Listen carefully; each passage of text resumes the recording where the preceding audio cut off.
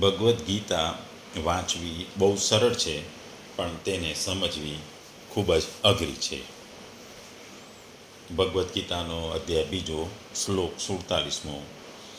ભગવાન બોલ્યા કે કર્તવ્ય કર્મ કરવામાં જ તારો અધિકાર છે, ફળોમાં કદીએ નહીં. માટે તું કર્મોના ફળનો હેતુ પણ થામાં તથા તારી કર્મ ન કરવામાં પણ આસક્તિ ન થાવ. બીજા શબ્દોમાં કહીએ તો કે તને તારું નિત્ય કર્તવ્ય કર્મ કરવાનો અધિકાર છે, પરંતુ તને કર્મના ફળો ઉપર અધિકાર નથી. તું પોતાની જાતને કદાપી પોતાના કર્મના ફળોનું કારણ માનીશ નહીં, અને સ્વકર્મ ન કરવામાં પણ કદી આસક્ત થઈશ નહીં. આ શ્લોક કર્મણીએ વાધિકારસ્તે મા ફલેષુ કદાચન ગીતાના પ્રસિદ્ધ શ્લોકોમાંથી એક છે. આ શ્લોક સ્કૂલોમાં ભણાવવામાં આવે છે. આ શ્લોક હંમેશા એક આદર્શ શ્લોક તરીકે જુદી જુદી જગ્યાએ ચિતરવામાં પણ આવેલા છે, અને આ શ્લોક એ એક દૈનિક સમાજ માટે આ શ્લોક ઠેર ઠેર ખૂબ જ પ્રચલિત છે, અને દૈનિક સુવિચાર તરીકે પણ અહીં એ વપરાય છે. આ શ્લોકમાં મુખ્ય 4 ભાગ છે. 4 ચરણોમાં એને વહેંચી દેવામાં આવે તો પહેલું ચરણ કર્મ કરવામાં જ તારો અધિકાર છે. બીજું ફળમાં કદી તારો અધિકાર નથી. ત્રીજું તું કર્મના ફળની ઈચ્છાવાળો પણ ના બન. અને 4 કર્મ નહીં કરવામાં પણ તારી આસક્તિ ન થાવ. આમ આ 4 ચરણમાં પહેલા અને ચોથા ચરણની વાત એક છે, તથા બીજા અને ત્રીજા ચરણની વાત એક છે. પહેલા ચરણમાં કર્મ કરવાનો અધિકાર બતાવ્યો છે, અને ચોથા ચરણમાં કર્મ નહીં કરવામાં આસક્તિ હોવાનો નિષેધ કર્યો છે. બીજા ચરણમાં ફળની ઈચ્છાનો નિષેધ કર્યો છે, અને ત્રીજા ચરણમાં ફળની ઈચ્છાવાળો બનવાનો નિષેધ કર્યો છે. તાત્પર્ય એ થયું છે કે અકર્મણ્યતામાં રુચિ થવાથી, પ્રમાદ, આળસ વગેરે તામસ પ્રવૃત્તિથી તારો સંબંધ થઈ જશે. કર્મ અને કર્મફળની સાથે સંબંધ જોડાવાથી તારો રાશિ વૃત્તિ સાથેનો સંબંધ થઈ જશે. પ્રમાદ, આળસ, કર્મફળ વગેરે સાથે સંબંધો નહીં રહેવાથી જે વિવેકજન્ય સુખ હોય છે, પ્રકાશ મળે છે, જ્ઞાન મળે છે, તેની સાથેનો સંબંધ જોડવાની સાત્વિક વૃત્તિથી સાથે સંબંધ થઈ જશે.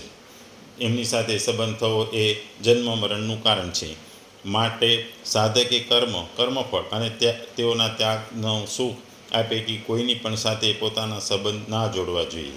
એમનામાં રાગ અથવા આસક્તિ ના કરવી જોઈએ. કર્મ કરતા રહી એમની સાથે સંબંધ ન રાખવો એ જ કર્મયોગ છે. અહીં ભગવાન કહે છે કે પ્રાપ્ત કર્તવ્ય કર્મોનું પાલન કરવામાં જ તારો અધિકાર છે. એમાં તું સ્વતંત્ર છે, કારણ કે મનુષ્ય કર્મયોની છે.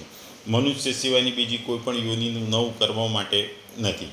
પશુ પક્ષી વગેરે જંગમાં અને વૃક્ષ લતા વગેરે સ્થાવર પ્રાણીઓમાં પણ નવા કર્મ નથી કરી શકતા. દેવતા વગેરેને પણ નવું કર્મ કરવા સામર્થ્ય તો છે, પરંતુ તેઓ કેવળ અગાઉ કરેલા યજ્ઞ, દાન વગેરે શુભ કર્મોના ફળ ભોગવવા માટે જ છે. તેઓ ભગવાનના વિધાન અનુસાર મનુષ્ય માટે કર્મ કરવાની સામગ્રી આપે છે, પરંતુ કેવળ સુખ ભોગોમાં લિપ્ત રહેવાને કારણે પોતે નવું કર્મ નથી કરી શકતા. અહીં કર્મણી પદ એક વચનમાં આપવાનું આવ્યું છે. એનું તાત્પર્ય એ છે કે મનુષ્યની સમક્ષ દેશ, કાળ, ઘટના, પરિસ્થિતિ વગેરેને લીધે શાસ્ત્રવિધ કર્મોમાં તો ભિન્ન ભિન્ન હશે, પરંતુ એક સમયમાં એક મનુષ્ય એક કર્મને તત્પરતાપૂર્વક કરી શકે છે. જેમ કે ક્ષત્રિય હોવાથી અર્જુનને યુદ્ધ કરવાનું છે, જે કોઈનું શિક્ષકનું ભણાવવાનું છે, એમ દરેકના અલગ અલગ કર્તવ્ય હોય છે. એ દરેકે એક જ કર્તવ્ય પર ધ્યાન આપવાનું હોય છે. અહીં ભગવાને જેમ કર્મણી માટે એક વચન આપ્યું છે, જ્યારે ફલેષુ પદ બહુવચનમાં આપ્યું છે. એટલે કે મનુષ્ય કર્મ તો એક કરે છે, પરંતુ કર્મના ફળ અનેક ઈચ્છે છે.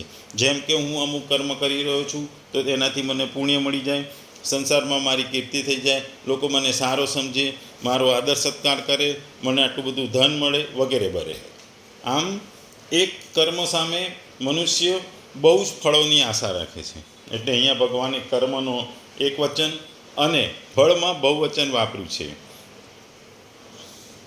બીજું, ફળમાં ભગવાન કહે છે કે ફળમાં તારો કિંચિત માત્ર પણ અધિકાર નથી, અર્થાત ફળની પ્રાપ્તિમાં તારી સ્વતંત્રતા નથી. કેમ કે ફળનું વિધાન તો ભગવાનને આધાન છે, એટલે કે કૃષ્ણને આધીન છે. માટે ફળની ઈચ્છા નહીં રાખતા તું કર્તવ્ય કર્મ કર. જો તું ફળની ઈચ્છા રાખીને કર્મ કરશે તો તું બંધાઈ જશે.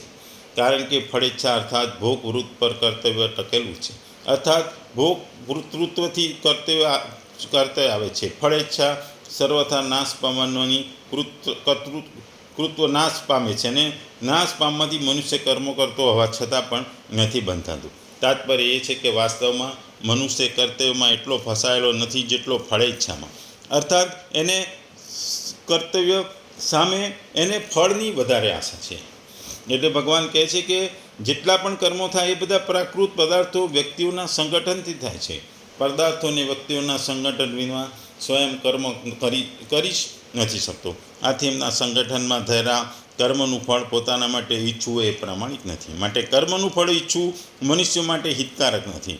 ફળમાં તારો અધિકાર નથી. આથી એ વાત સિદ્ધ થાય છે કે ફળની સાથે સંબંધ જોડાવામાં અને નહીં જોડાવામાં માત્ર મનુષ્ય સ્વતંત્ર જે સબળ છે તેમાં પરાધીન અને નિર્બળ નથી. બીજું, ભગવાન આગળ કહે છે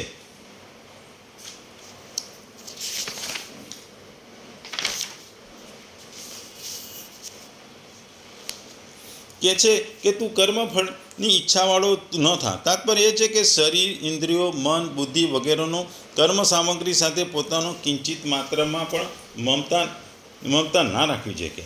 કેમ કે તેઓ મમતા હોવાથી મનુષ્ય કર્મફળની ઈચ્છાવાળો બની જાય છે.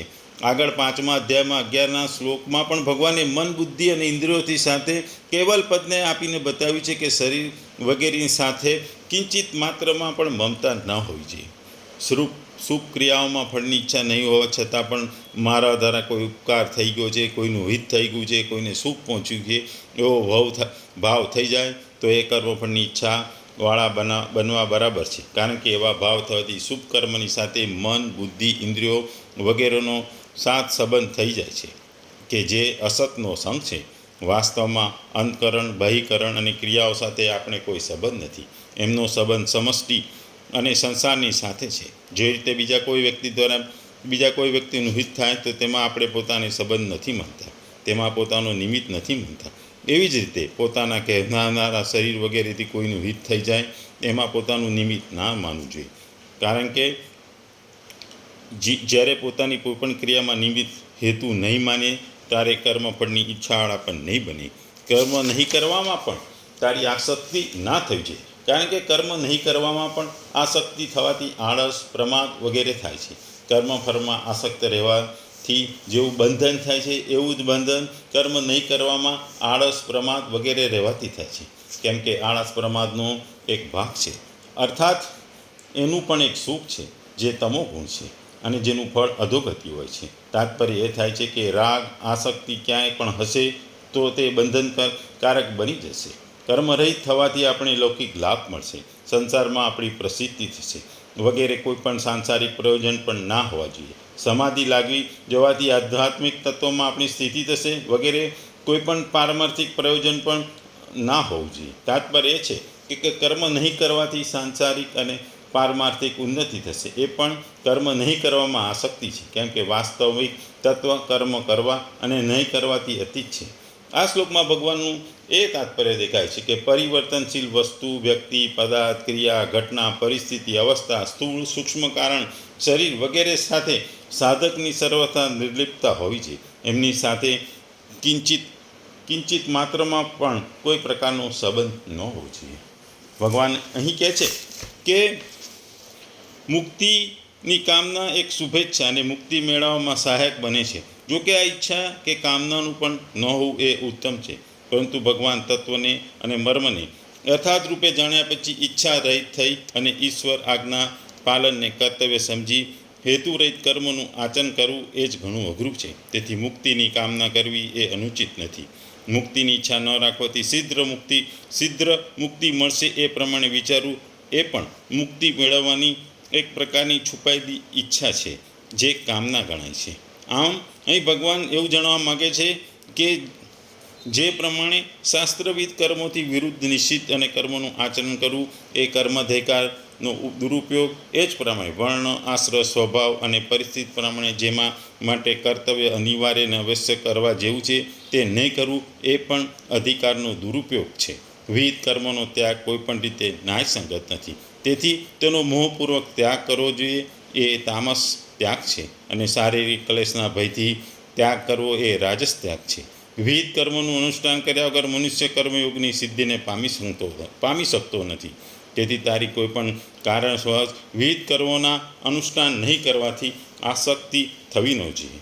આમ શ્લોકમાં ભગવાન કહે છે તારે ન તો કર્મોના ફળને હેતુ બનાવવો જોઈએ, ન તો કર્મો નહીં કરવામાં આસક્ત થવું જોઈએ, અર્થાત કર્મોનો ત્યાગ પણ કરવો જોઈએ નહીં, એમ ભગવાન અહીં જણાવે છે.